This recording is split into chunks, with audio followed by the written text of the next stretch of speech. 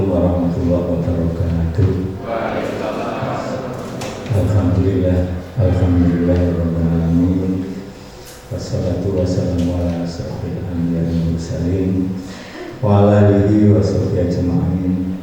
Rabbi ishrah li sadri wa yassir li amri wahlul 'uqdatam min lisani yafqahu qawli. Oke, biar saya bisa bebas berekspresi, saya akan turun di bawah situ ya, jadi lebih leluasa dalam berekspresi. Mungkin nanti akan menari, menyanyi dan sebagainya, itu lebih enak kalau di bawah. Kalau di atas kan kurang simpel gitu.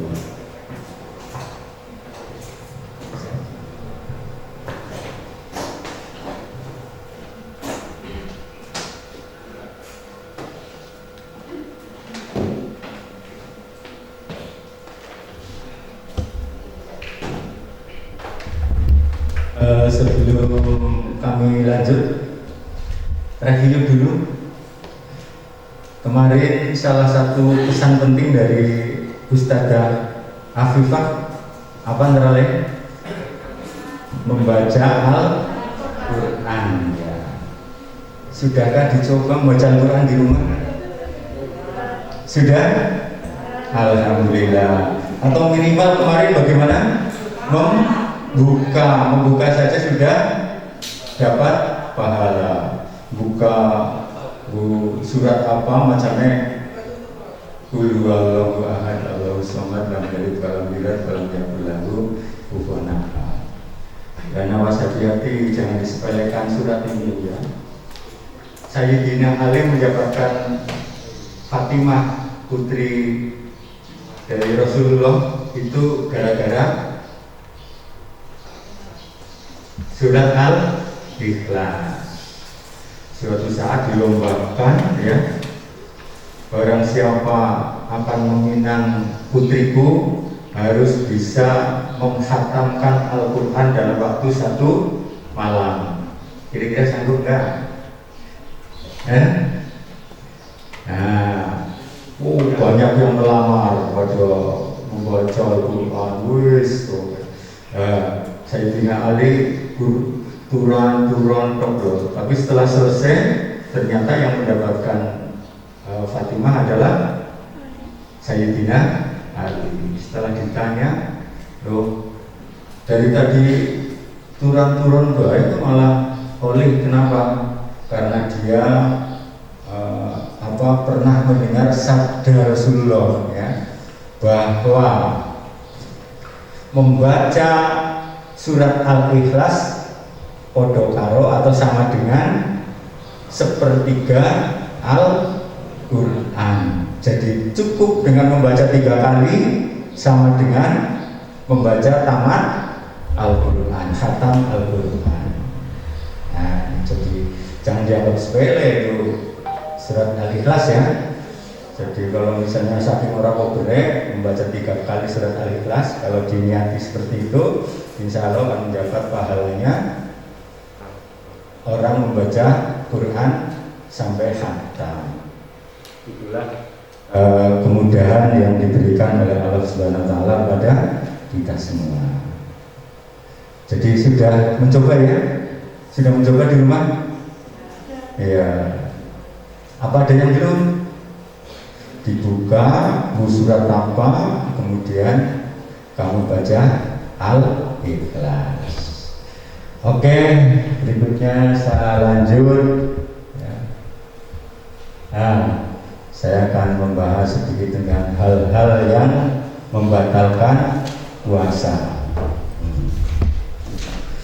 Ada yang kalian tahu coba yang kira-kira membatalkan puasa apa saja? Saya wajum. Ini mungkin pertanyaan pertama Pak Kristoto yang berani menyampaikan pendapatnya. Hal-hal yang membatalkan puasa. Oh iya, sini maju. Oke, si siapa? Sini maju. Oh enggak. Ya siapa John? Ya, hal-hal yang membatalkan puasa. Sebelum saya berbicara, silakan maju. Iya. Ayo, silakan. untuk pemanasan maju ke depan hal-hal yang membatalkan puasa. Yang kalian ketahui berapapun ya. Satu ya, silakan. Silakan sini. Ketemunya berapa yang kamu tahu? Hal-hal yang membatalkan puasa yaitu makan dan minum, sudah pasti ya jelas. Terus muntah dengan sengaja, diolok-olok loh, berotak, diobok-obok, tenggorokannya diolok-olok pakai jari. Terus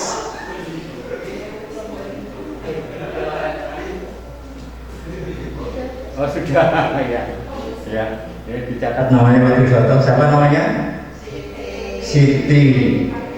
Siti itu singkatan Saidati dan sama dengan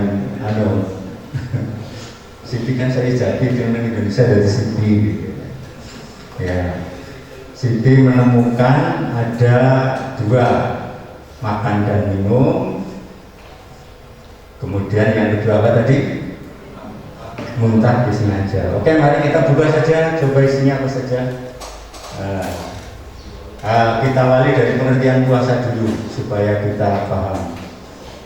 Nah, puasa itu dari bahasa Arab saum yang artinya mencegah atau menahan diri.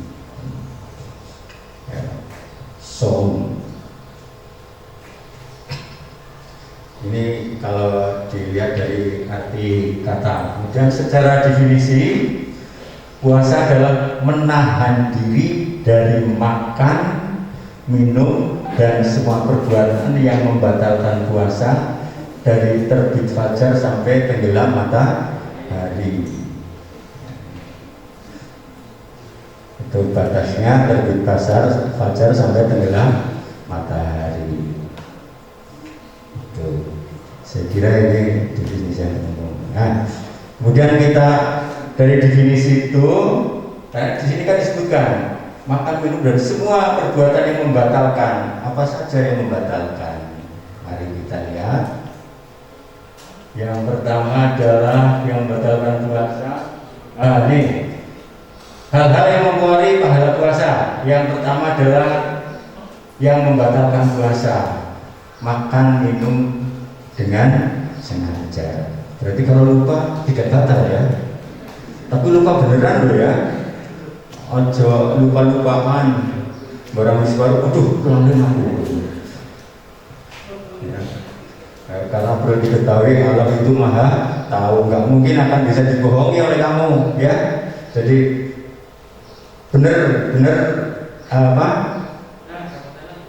Tidak lupa. Kepriwe gue? Siapa? Oh iya, kenapa Dio? Harus melupakan diri apa? Ya itu, makan dan minum dengan sengaja. Dan yang kedua, ini pengertiannya yang dimaksud makan dan minum dengan sengaja adalah segala hal yang masuk lewat kerongkongan.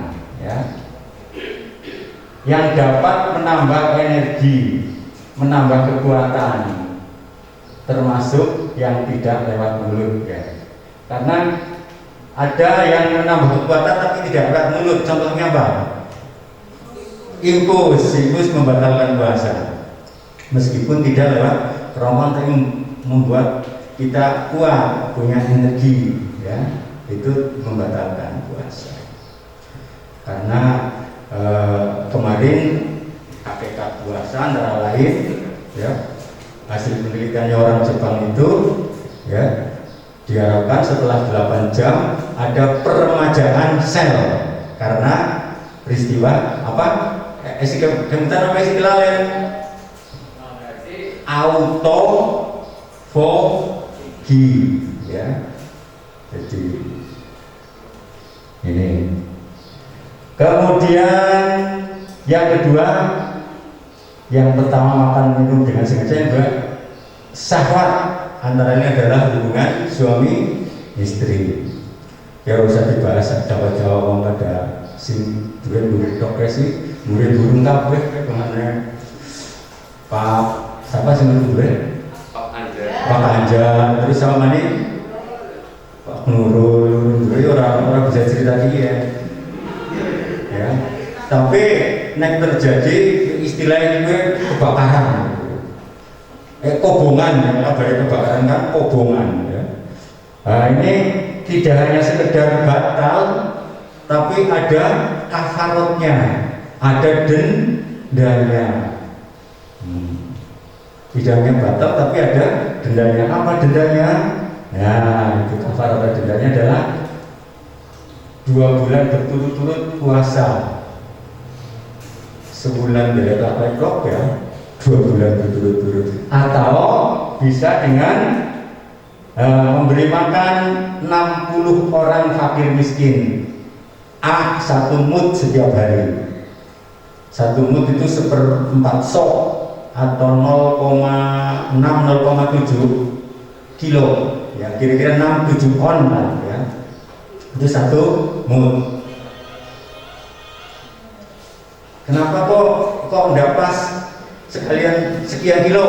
Kenapa? Kenapa kok tidak misalnya 7 on sekalian atau 6 on sekalian? Karena mud itu adalah takaran. Berarti takaran.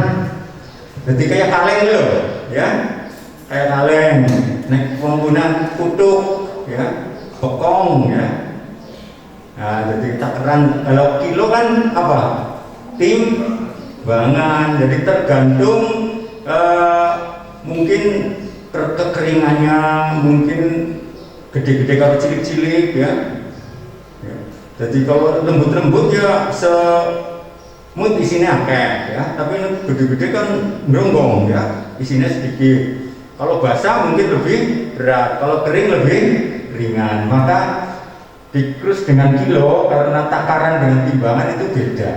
Kayak 1 sok untuk fitrah, misalnya fitrah kan 1 sok gitu ya. Itu juga ada yang 2,6, 2,7, 2,8, sempurnakan 3 kilo baik, lebih sempurna, lebih tenang rasanya. Jadi kalau zakat fitrah yang 1 sok itu disempurnakan saja 3 kilo. Dan perlu diketahui yang untuk zakat itu apa yang biasa kita makan. Kalau kita makannya biasanya IR ya untuk zakat IR. Biasanya makan pandan wangi ya zakat pandan wangi. Biasanya makan ketan ya ketan, misalnya itu. Jadi apa yang biasa kita makan. Maka sebenarnya kalau ditentukan harganya sekian, sebetulnya kalau menganut itu tidak tepat. Ya kalau diganti duit sebenarnya sebetulnya ada tepat. So beda-beda. Ada yang IR ya sekarang rata-rata misalnya 10.000. Tapi pandan wangi mungkin 12.500. Mungkin ada raja lele, raja bogo, atau berbeda-beda kan harganya gitu. Ini atau juga memerdekakan budak. Ini dendanya. Ya. Ini secara umum seperti itu. Ya. Nah, kemudian yang kedua yang merusak pahala puasa. Jadi kalau kita lihat yang pertama itu yang membatalkan, itu yang merusak. Ya. Yaitu yang pertama adalah berkata-kata kotor. Berkata kotor, dusta tahu? Berbohong. Ya. Maka ini dihindari, ya, dihindari. Mencela, itu bocor loh, kalau banget loh. Orang sebab padahal dengan baik, sing siji maring anak, sing papat. Ya telu paling ora lah ngawake ya yo kok ala bang ya berarti jane siji ngene senake maring ngene maring dewek ya. Maka jangan mencela ini. Ini yang bisa mengurangi atau merusak pahala puasa. Ya. Secara umum maksiat lah secara umum. Kemudian yang kedua, berbuat yang tidak pantas. Sehingga orang jadi tercengang, sing perbuatannya aneh lah, misalnya aneh-aneh. Wong tua ngene nganggo bocah kaya sing roda 3 digenjot muter nunggu ruang publik kan dari doa wong lagi ngaparane gitu. Contohnya itu misalnya. Kemudian yang ketiga, berselisih aja tukaran karo batire ya. Karo batire, karo kakang, karo adine. Ini merusak pahala puasa. Lebih-lebih kalau sampai melebihi 3 hari. Karena ada hadis yang mengatakan tidak akan masuk surga orang yang memutuskan tali persaudaraan. Ini hati-hati. Jadi umpamanya kesu ya lewat si telung dina bae. Wis telung dina apa ngene ya. Kemudian bergibah atau gosip atau membicarakan kejelekan orang lain. Ini juga dihindari karena ini akan merusak puasa kita. Ya. Yang kelima, mengadu domba. Mari kalian ngomong kayak gini, mari kalian ngomong kayak gini supaya pada dini panas jadi kok tukaran. Itu perbuatan yang jelek seperti itu. Dan yang keenam, sumpah palsu. Ya. Pahamlah yang bisa saya jelaskan sumpah palsu. Kemudian yang ketujuh, memandang dengan syahwat. Yang mau melihat gambar-gambar porno, film-film porno, atau mungkin seperti kemarin diceritakan oleh Pak Kiai Sinten, Pak Kiai Fahruri, pas motoran karena cewek sing bonceng, boncengannya jengking dia ya,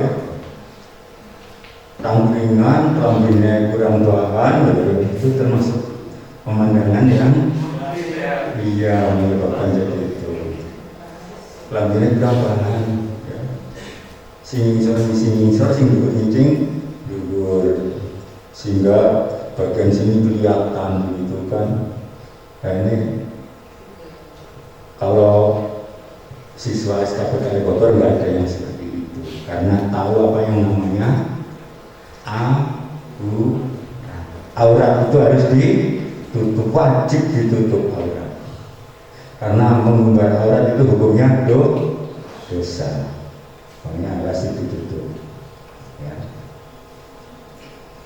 Dan perlu diketahui, ini untuk perumpamaan, misalnya kalian membeli barang, misalnya baju katakanlah, yang diobral madul dobral, kalau si dibungkus untuk lemari, dan si dobral mungkin mbak harganya pirang, kamu 30.000 bayar, si wani minyang ya, si dobral, tapi si lemari dibungkus rapi, di sana tulisannya ngono harga 30.000, kira-kira artinya apa lah? Artinya apa kira-kira? Tidak ya, karena masih rapi, masih bagus, ibaratnya seperti itu. Jadi nanti terutama mbak-mbak ini ya, aurat harus ditutup, nanti akan lebih berharga daripada yang umrahan tadi, gambarannya seperti itu ya. Paham ya? Iya, harus tutup auratnya, tutup dengan sempurna, jadi nanti tidak menggoda sing sebelah. Nah, itu dia kan. Ada hadis yang mengatakan bahwa pandangan merupakan salah satu anak panah iblis. Ini hadis yang diriwayatkan oleh Al-Hakim dan Tabrani. Ini hal-hal yang merusak puasa. Nah, ini juga harus dijaga, meskipun tidak membatalkan puasa, puasanya nggak batal, ya, tapi rusak pahalanya. Gambarannya seperti ini misalnya, pahala puasa 100 misalnya, ya, Kemudian dusta 50 ya, telung 50 ya. Kemudian berselisih telung 50 maning. Kemudian sumpah palsu telung 50 maning. Dan nomor 100 telung 50 jadi kira-kira 50 telung 50 maning habis telung 50 maning min 50 malah min. Sehingga Rasulullah menggambarkan ya betapa banyak orang yang berpuasa namun ia tidak mendapatkan dari puasanya tersebut kecuali rasa lapar dan dahaga tok ya. Habis puasa tapi oleh pahalanya puasa oleh lapar kalau dahaga tok. Karena apa? Karena rusak ini oleh hal-hal ini ya, maka dijaga. Maka kalau ada yang mengajak berselisih, bagaimana jawabnya? Ini soimun. Apa artinya? Iya, aku lagi berpuasa. Kalau ini soimun berarti itu soiman. Ya, ini soimun. Gak usah diladeni. Kita harus bisa menahan diri. Ya. Kemudian ada hadis qudsi yang mengatakan Allah tidak butuh puasa seorang yang memperbanyak dosa pada saat berpuasa seperti tadi itu. Jadi hal-hal yang jadi dalam hal ini ada yang membatalkan puasa artinya puasanya batal, tapi ada yang tidak membatalkan tapi merusak pahala puasa. Nah ini itu yang secara umum. Nah, kemudian kita lanjut dirinci ya secara rinci. Nah, yang pertama tadi rangkumannya ya. Ini secara rinci yang membatalkan yang pertama adalah memasukkan sesuatu pada lubang yang ada di kepala. Lubang di kepalamu apa saja? Yang pertama apa? Mulut, terus telinga, terus hidung, terus mata. Ya, mari kita pelajari satu-satu ya. Mulut yang membatalkan itu jika ditelan. Kalau hanya berkumur, batal apa enggak? Tidak, karena yang membatalkan kalau ditelan. Misalnya air ditelan, terus menduan ditelan, itu menyebabkan jadi batal. Ini kata kuncinya ditelan ya, kalau yang di mulut ya. Melalui kerongkongan tadi seperti definisi puasa di atas ya. Kemudian nelan ludah batal pada? Tidak, tapi dengan catatan ya, ada jikanya itu. Satu, yang ditelan ludah sendiri. Kalau nelan ludahnya teman ya batal. Yang ditelan itu ludah sendiri. Yang kedua, masih dalam mulut. Orang senajan ludah sendiri coba dari gelas, dari rumah itu batal ya. Itu batal ya. Kemudian yang kedua masih asli, belum dicampuri sirup apa permen ya. Ludah dicampuri sirup di sini terus ditelan ya batal ya. Ini 3 syarat yang ludah yang tidak membatalkan puasa, yaitu yang pertama ludah sendiri, masih di mulut ya. Kemudian masih asli, belum bercampur dengan apapun. Paham ya? Iya. Itu yang melalui mulut ya. Kemudian dicampur permen, es krim dan lain-lain. Itu seger temen ya. Dicampur es krim sedikit berapa-apa, telan. Itu asli jengane ya. Nah, sekarang saya bertanya, berwudu boleh berkumur atau enggak? Boleh, ya. Tapi ada keterangan setelah beduk, ya, lingsir ke sana, diharapkan tidak berkumur. Itu hukumnya makruh. Nah, berkumur pada wudu hukumnya apa? Pada wudu, pada urutan wudu. Wajib apa bukan? Kalau wudu kan 4 yang wajib ya. Kalau berkumur sunnah. Jadi sunnah kalau disandingkan dengan makruh itu mending yang dijauhi yang sunnah ya. Jadi artinya tidak berkumur sebaiknya ya. Itu untuk hati-hati ya, untuk kita berhati-hati atau mutawarih istilahnya ya, mutawarih, berhati-hati.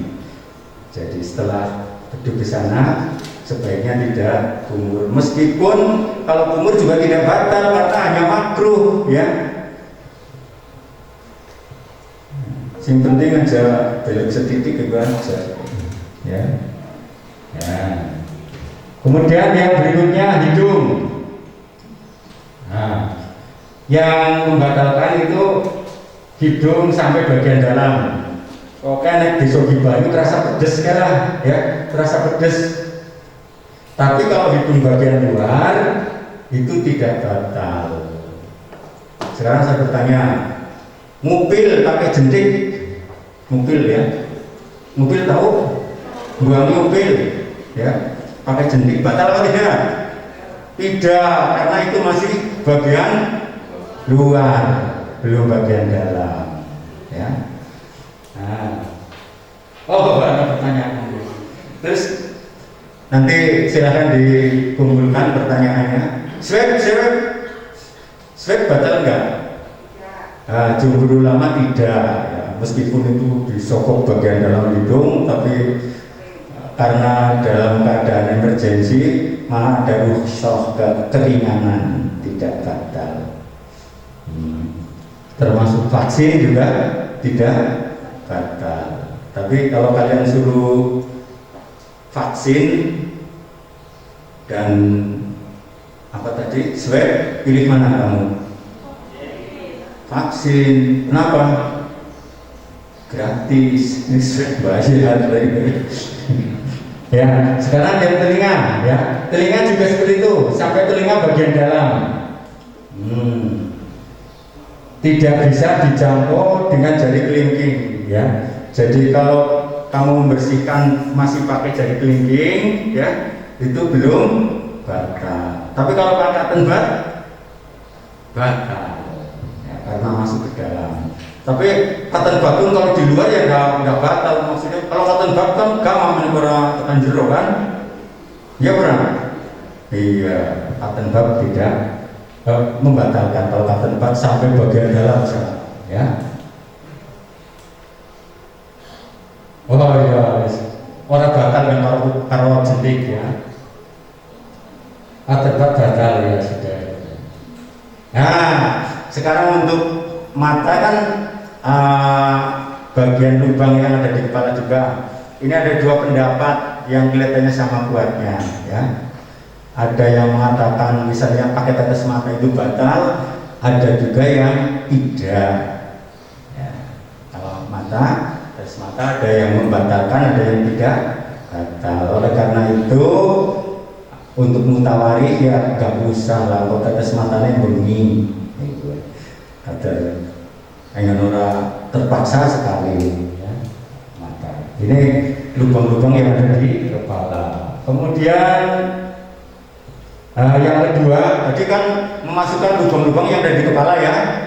Yang pertama, lubang yang di kepala itu ada mulut, hidung, telinga, mata.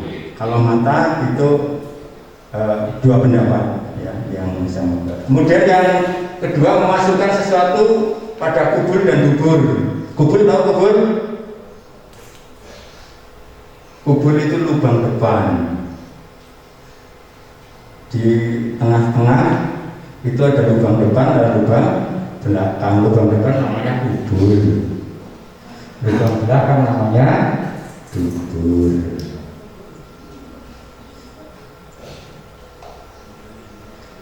Gak usah saya rinci ini ya. Nah, ini ketika istinja tahu? Bersih-bersih, bahasa Perancisnya wawik. Ya, itu bahasa Perancis. Bersih.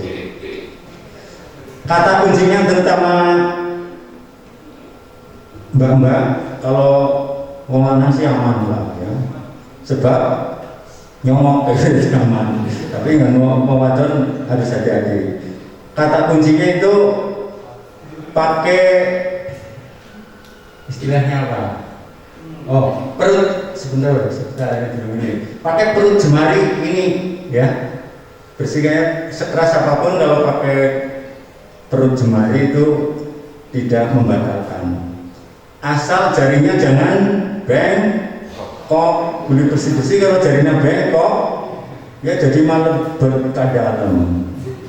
Ya, itu yang menyebabkan jadi batal. Maka ini pakai perut jari. Kalau laki-laki aman ya.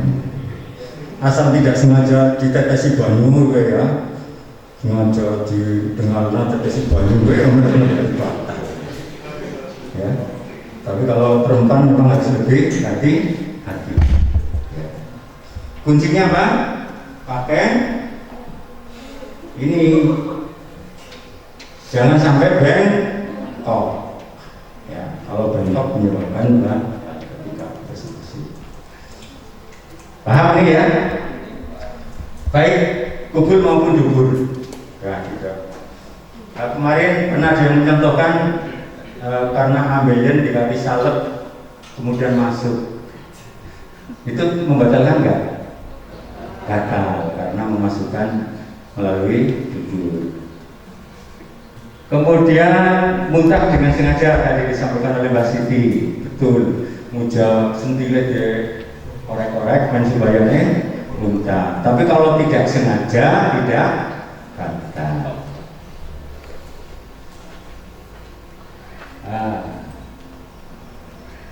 Ini ada catatan. Setelah muntah jangan menelan ludah ini kelewat K, kecuali setelah berkumur. Jadi diusahakan kalau muntah tidak sengaja langsung berkumur, ya, dibuang ya. Karena apa? Muntahan itu najis, dibersihkan dengan air dengan berkumur. Ya. Jadi kalau muntah langsung berkumur, dibuang, dibersihkan mulutnya. Jadi nanti suci kembali mulutnya. Yang ketiga muntah, berikutnya bersenggama di siang hari dengan sengaja, meski tidak keluar mani, ya, meskipun tidak keluar mani, ya. Kalau senggama disengaja itu menyebabkan batal, bahkan ada dendanya tadi. Dendanya ada 3 alternatif apa saja tadi? 1, memberi makan 60 orang, A1 mut. Yang kedua, berpuasa berturut-turut 2 bulan, atau memerdekakan budak. Ya. Meskipun tidak keluar mani, caranya yang mana nggak usah saya ceritakan karena masih balita. Kemudian keluar mani dengan sengaja, misalnya onani misalnya, itu jelas batal. Tapi kalau tidak sengaja karena mimpi, batal nggak? Keluar mani tapi mimpi, batal nggak? Tidak. Menurut orang sampai darat sih tidak, karena mimpi tidak. Nah, kemudian yang membatalkan lagi adalah haid, nifas, melahirkan atau keguguran. Ini saya kira paham lah. Haid itu kayak apa? Nifas itu kayak apa? Nifas apa ya Mbak? Nifas darah yang keluar setelah melahirkan. Kalau melahirkan jelas mengeluarkan bayi. Kalau keguguran mengeluarkan bayi yang prematur, belum waktunya. Ini semua membatalkan puasa. Kemudian yang ke-7, hilang akal, gila. Lagi puasa mendadak gila, batal puasamu. Lagi puasa mendadak pingsan, dengan catatan pingsannya sehari penuh. Kalau misalnya pingsan beduk-beduk kayak ingat sebentar, pingsan lagi, itu puasanya dianggap sempurna itu. Tapi kalau misalnya pingsan, buduk-buduk, ingat minum, minum segelas kira-kira batal nggak? Batal. Tapi kalau pingsan, ingat tidak minum, tidak makan, terus pingsan lagi, itu dianggap tidak batal. Yang terakhir adalah murtad. Murtad apa? Keluar dari Islam, sudah bebas, tidak punya kewajiban berpuasa, maka puasanya jadi batal. Selesai gelilang. Saya kira cukup ya. Silahkan kalau ada pertanyaan disampaikan, nanti yang menjawab tidak hanya saya, di sini ada Pak Nurul, Pak Biswoto, ada Bu Nur Saidi, ada Mbak Elta, ada kan Mbak Elta? Jadi bisa, tidak harus saya yang menjawab. Saya kira itu yang dapat kami sampaikan, kurang lebihnya mohon maaf. Ya. Intinya bahwa di dalam berpuasa itu diingat-ingat, yang pertama ada yang membatalkan, yang kedua ada yang merusak pahala. Ini harus dipahami. Ya. Tapi sama-sama fatal akibatnya, sehingga diusahakan dua hal itu dihindari. Sekian, assalamualaikum warahmatullahi wabarakatuh.